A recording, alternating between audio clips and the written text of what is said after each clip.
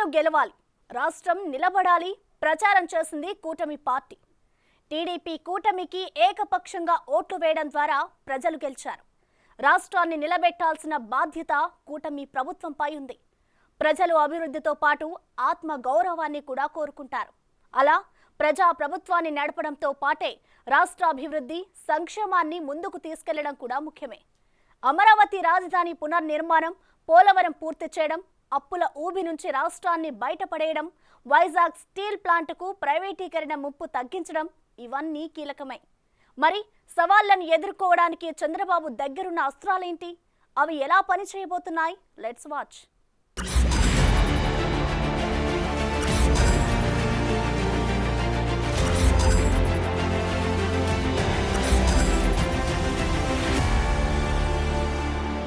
పూర్తిగా కేంద్ర సహకారం అవసరం. నిన్న పోయినప్పుడు కూడా నేను చాలా స్పష్టంగా కేంద్ర నాయకత్వాన్ని కోరాను. అటు అమిత్ షా గారిని, అదే మరి ప్రధానమంత్రి గారిని అందరినీ కోరాం. పూర్తిగా సహకరిస్తామని వారు హామీ ఇచ్చారు. దానికి మనందరి తరపున కేంద్రంలో ఉండే ప్రధానమంత్రి నరేంద్ర మోడీ గారిని, అదే మరి అమిత్ షా గారిని, కేంద్ర నాయకత్వాన్ని, అదే మరిగా బీజేపీ దేశ అధ్యక్షుడైనటువంటి నేషనల్ ప్రెసిడెంట్ గారి నడ్డా గారిని మనస్ఫూర్తిగా అభినందిస్తున్నానని చెప్పి కూడా నేను మీకు తెలియజేస్తున్నాను.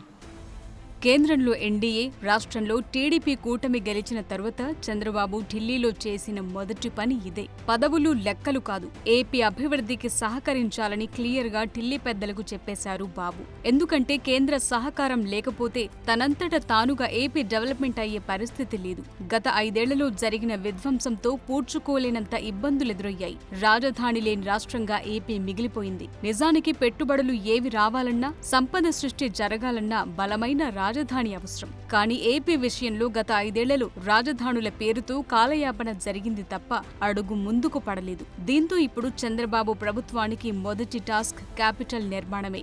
అందుకే కూటమి మీటింగ్లో అమరావతి రాజధానిగా ఉంటుందని బాబు క్లారిటీ ఇచ్చేశారు. విశాఖను ఆర్థిక రాజధానిగా అభివృద్ధి చేస్తామన్నారు.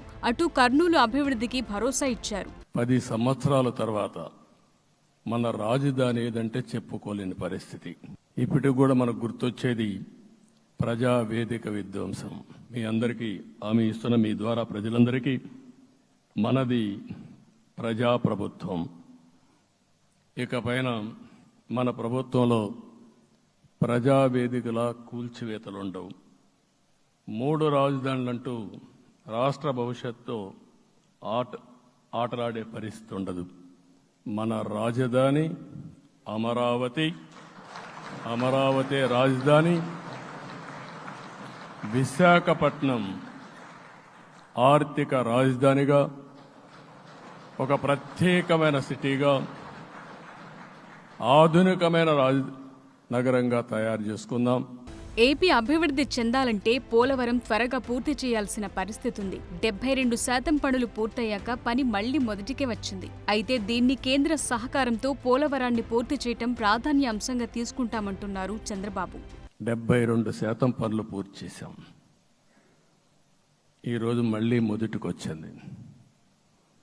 డయాఫామ్ వాల్ పూర్తిగా కొట్టుకోబోయే పరిస్థితికి వచ్చింది. డ్యామేజ్కి అయ్యే పరిస్థితి వచ్చింది. ఎక్కడుందో తెలియని పరిస్థితి. మళ్లీ కేంద్ర సహకారంతో రాష్ట్రానికి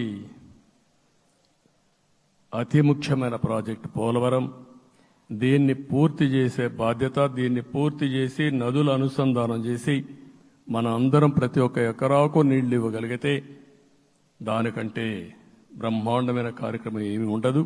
ప్రస్తుతం ఏపీకి 12 లక్షల కోట్ల అప్పు ఉన్నట్లు చెప్తున్నారు. ఇందులో కార్పొరేషన్ల ద్వారా చేసిన అప్పులు, డైరెక్ట్ అప్పులన్నీ ఉన్నాయంటున్నారు. చంద్రబాబు ప్రభుత్వం పూర్తి స్థాయిలో యాక్షన్ ప్లాన్లోకి దిగిన తర్వాతే అప్పుల ఓబి ఎంత ఉందో బయటకు రానుంది. అయితే వీటిని మేనేజ్ చేస్తూనే సూపర్ 6 హామీలను అమలు చేయటం, సంక్షేమం, అభివృద్ధిని బ్యాలెన్స్ చేయటం సవాల్గా మారింది. వీటిని సెట్ చేసే కెపాసిటీ చంద్రబాబుకుందని ఏపీ జనం భారీ ఆశలే పెట్టుకుంటున్నారు. గవర్నమెంట్లో ఏముందో ఇప్పటికి తెలియదు, ఎంత అప్పు ఉందో తెలియదు, ఎక్కడెక్కడ తెచ్చారో తెలియదు. ఇవన్నీ కూడా డెప్త్కి వెళ్ళినప్పుడు ఎన్ని లక్షల కోట్ల అప్పు ఉంది, ఏదేది తాకట్టు పెట్టారు, ఆర్థిక వ్యవస్థ ఏ విధంగా చిన్నాభిన్నం అయిపోయింది, ఇవన్నీ కూడా అధ్యయనం చేసుకోవాల్సిన అవసరం ఉంది. విశాఖ ఉక్కు ప్రైవేటీకరణ ఆపటం కూడా కీలకమే. ఎందుకంటే ఇది ఆంధ్రుల హక్కుగా ఏర్పడింది. సో ఇప్పుడు టీడీపీ కూటమి పార్టీ అధికారంలోకి రావడంతో ఈ ప్రక్రియకు బ్రేక్ పడటం ఖాయమే. ఇంకోవైపు మోదీ కేబినెట్లో టీడీపీ ఎంపీ రామ్మోహన్ నాయుడుకు పౌర విమానయాన శాఖ దక్కింది.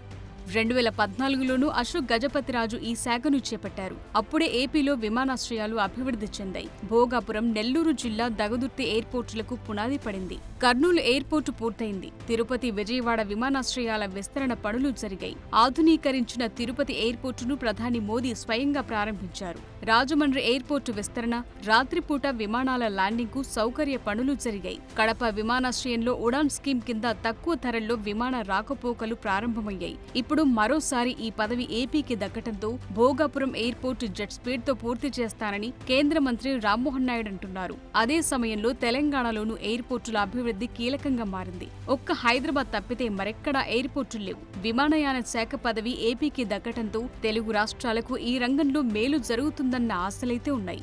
ఇచ్చినటువంటి ఈ సివిల్ ఏవియేషన్ పదవి ఏదైతే ఉందో రాష్ట్రానికి 100% న్యాయం చేయడంలో ఎక్కడ ఏ కోణాన్ని కూడా విడిచిపెట్టకుండా కష్టపడడానికి నేను సిద్ధంగా ఉన్నాను.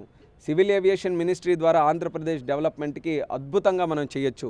ఎయిర్పోర్ట్స్ డెవలప్మెంట్లో కానీ, జాబ్ క్రియేషన్లో కానీ, ఇన్ఫ్రాస్ట్రక్చర్ క్రియేషన్లో కానీ, ఇలా చాలా ఆస్పెక్ట్స్లో సివిల్ ఏవియేషన్ మన రాష్ట్రానికి సంబంధించి చాలా అద్భుతమైనటువంటి అవకాశాలు ఉన్నాయి. అన్నిటికంటే ముందు టాప్ ప్రయారిటీగా మనం తీసుకుంటే భోగాపురం ఎయిర్పోర్ట్, దాన్ని జెట్ స్పీడ్లో కంప్లీట్ చేసి దానికి అక్కడ ఇన్ఫ్రాస్ట్రక్చర్ అంతా కూడా పూర్తి చేసి ఇమీడియట్గా ఒక ఫ్లైట్ ల్యాండింగ్ అయ్యే విధంగా ఒక పక్కా ప్లానింగ్తో ఒక మిషన్ మోడ్ మీద, వార్ ఫుటింగ్ మీద భోగాపురం ఎయిర్పోర్ట్ని మేము కంప్లీట్ చేసి ఉత్తరాంధ్రకే ఒక ప్రధాన హబ్గా ఆ ఎయిర్పోర్ట్ని మేము తయారు చేయబోతున్నామని కూడా నేను ముందుగా హామీ ఇస్తున్నాను. చంద్రబాబు నాయుడు గారి తాలూకా గైడెన్స్లో ఈ మినిస్ట్రీని ఆంధ్రప్రదేశ్ రాష్ట్రానికి ఏ రకంగా కార్యక్రమాలు చేయాలన్నది ఆయన ఆలోచనలు కూడా, గైడెన్స్ని కూడా తీసుకొని ముందుకు నడుస్తాం. అలాగే నా వ్యక్తిగతంగా కూడా ఈరోజు చిన్న వయసులో ఒక మినిస్ట్రీ నా భుజాల మీద పెట్టడం జరిగింది కాబట్టి దేశ ప్రజలకు కూడా ఒక మెసేజ్ మనం అందించాలి, ఒక మార్క్ మనం ఇవ్వాలి.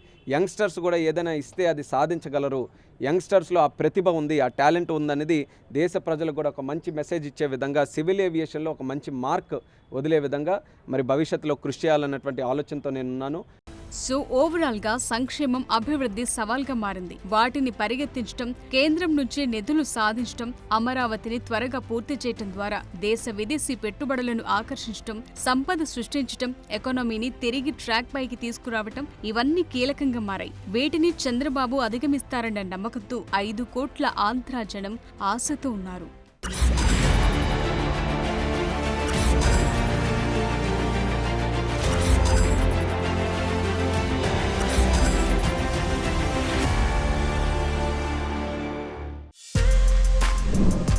For more videos like this, subscribe Big TV channel.